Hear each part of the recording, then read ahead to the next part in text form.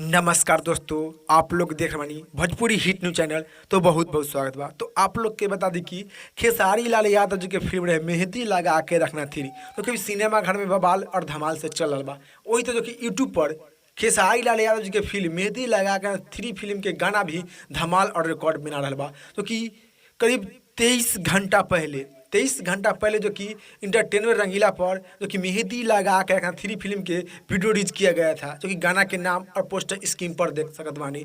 जो कि गाना करीब 23 घंटा में 8 लाख दर्शक लोग देखले बानी। 8 लाख जो कि मेहंदी लगा के रखना 3 फिल्म के गाना बा, जो कि बहुत ही अच्छा, बहुत ही प्यारा बा।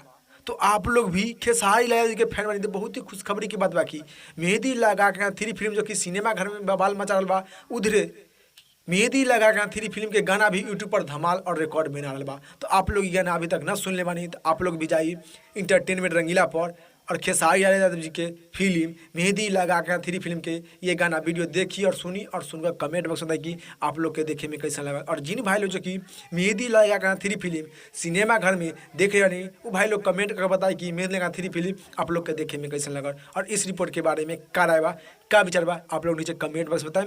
फिलहाल में इतने, फिर से मिलेंगे नेक्स्ट वीडियो में। जय हिंद, जय भोजपुरी।